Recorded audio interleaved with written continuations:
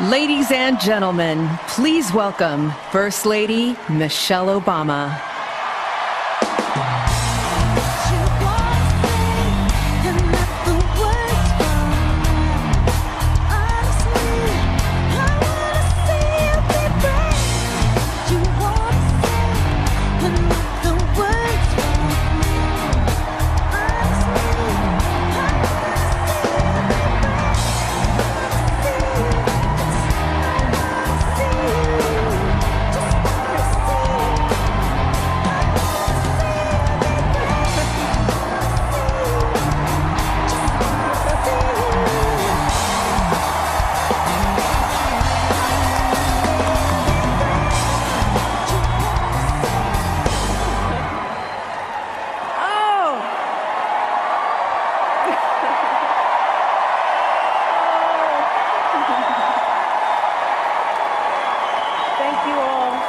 Thank you so much. You know, it's hard to believe that it has been 8 years since I first came to this convention to talk with you about why I thought my husband should be president. Remember how I told you about his character and conviction, his decency and his grace, the traits that we've seen every day that he served our country in the White House. I also told you about our daughters, how they are the heart of our hearts, the center of our world, and during our time in the White House, we've had the joy of watching them grow from bubbly little girls into poised young women, a journey that started soon after we arrived in Washington, when they set off for their first day at their new school. I will never forget that winter morning as I watched our girls, just 7 and 10 years old, pile into those black SUVs with all those big men with guns. And I saw their little faces pressed up against the window, and the only thing I could think was, what have we done? See, because at that moment, I realized that our time in the White House would form the foundation for who they would become, and how well we managed this experience could truly make or break them. That is what Barack and I think about every day as we try to guide and protect our girls through the challenges of this unusual life in the spotlight. How we urge them to ignore those who question their father's citizenship or faith. How we insist that the hateful language they hear from public figures on TV does not represent the true spirit of this country. How we explain that when someone is cruel or acts like a bully, you don't stoop to their level. No, our motto is, when they go low, we go high.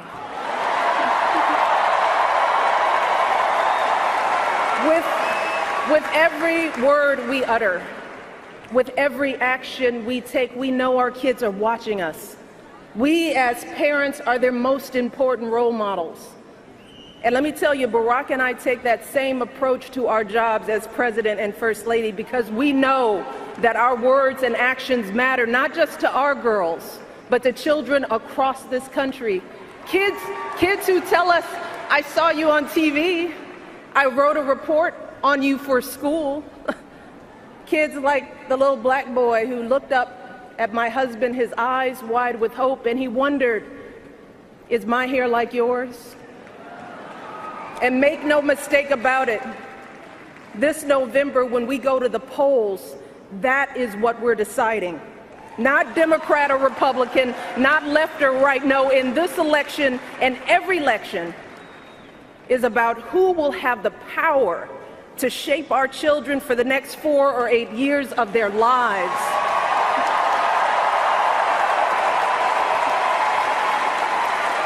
And I am here tonight because in this election, there is only one person who I trust with that responsibility. only one person who I believe is truly qualified to be President of the United States, and that is our friend Hillary Clinton.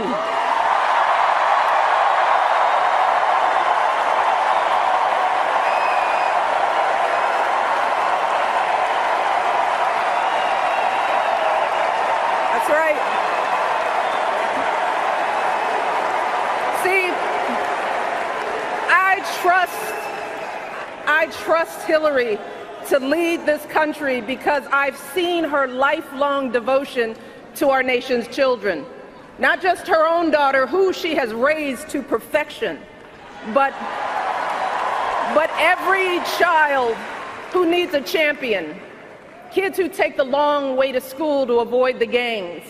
Kids who wonder how they'll ever afford college. Kids whose parents don't speak a word of English but dream of a better life.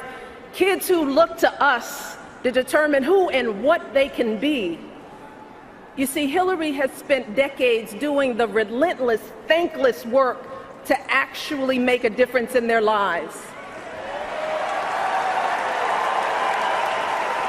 Advocating for kids with disabilities as a young lawyer, fighting for children's health care as First Lady, and for quality child care in the Senate. And when she didn't win the nomination 8 years ago, she didn't get angry or disillusioned.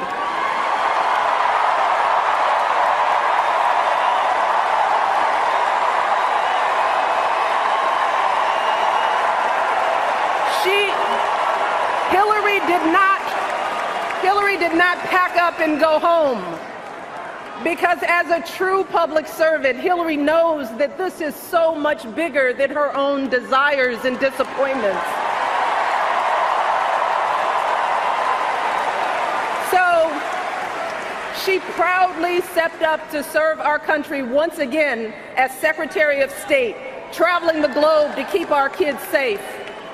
And look, there were plenty of moments when Hillary could have decided that this work was too hard, that the price of public service was too high, that she was tired of being picked apart for how she looks or how she talks or even how she laughs.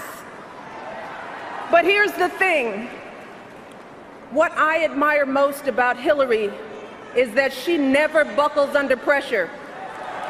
She never takes the easy way out. And Hillary Clinton has never quit on anything in her life.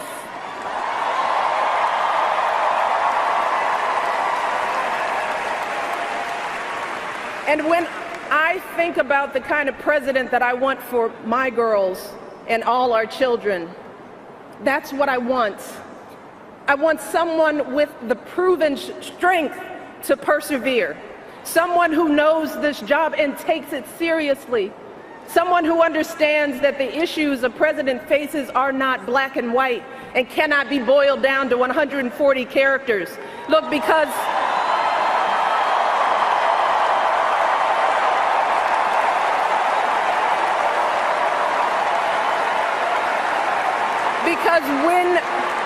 when you have the nuclear codes at your fingertips and the military in your command, you can't make snap decisions.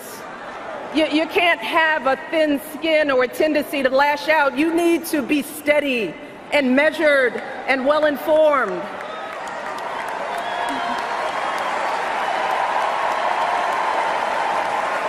I want a president with a record of public service, someone whose life's work shows our children that we don't chase fame and fortune for ourselves. We fight to give everyone a chance to succeed. And we give back even when we're struggling ourselves, because we know that there is always someone worse off. And there, but for the grace of God, go I. I want a president who will teach our children that everyone in this country matters. A president who truly believes in the vision that our founders put forth all those years ago, that we are all created equal, each a beloved part of the great American story. And when crisis hits, we don't turn against each other. No, we listen to each other. We lean on each other, because we are always stronger together.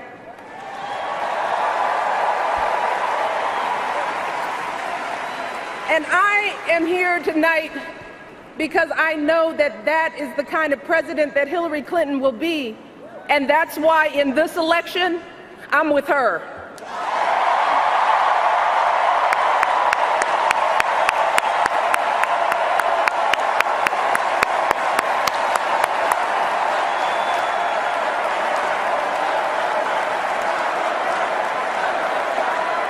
You see, Hillary understands that the president is about one thing and one thing only. It's about leaving something better for our kids. That's how we've always moved this country forward, by all of us coming together on behalf of our children. Folks who volunteer to coach that team, to teach that Sunday school class, because they know it takes a village. Heroes of every color and creed who wear the uniform and risk their lives to keep passing down those blessings of liberty. Police officers and protesters in Dallas who all desperately want to keep our children safe. People who lined up in Orlando to donate blood because it could have been their son, their daughter in that club.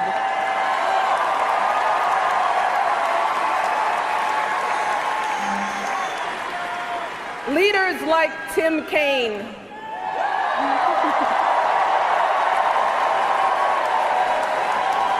who show our kids what decency and devotion look like. Leaders like Hillary Clinton, who has the guts and the grace to keep coming back and putting those cracks in that highest and hardest glass ceiling until she finally breaks through, lifting all of us along with her.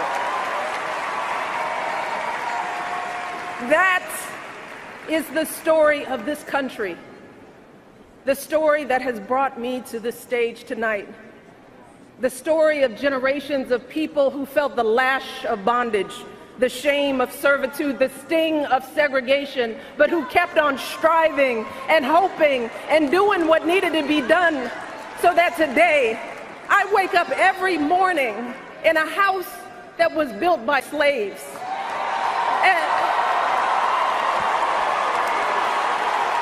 And I watch my daughters, two beautiful, intelligent black young women, playing with their dogs on the White House lawn.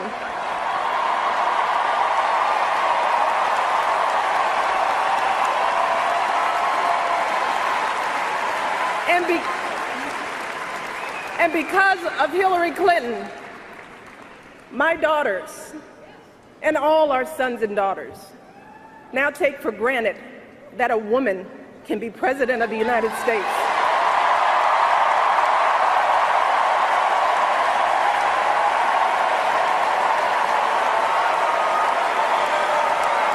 So look,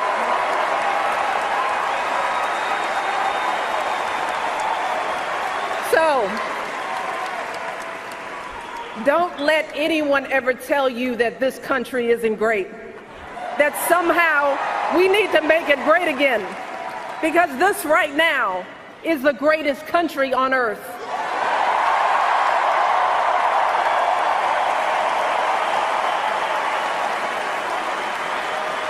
And as my daughters prepare to set out into the world, I want a leader who is worthy of that truth.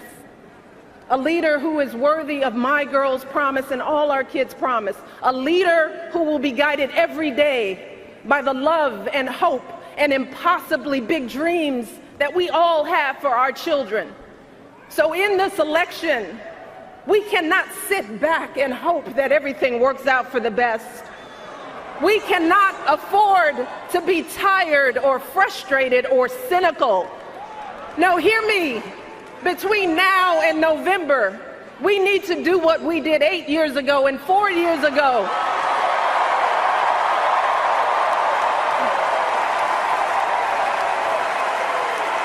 We need to knock on every door.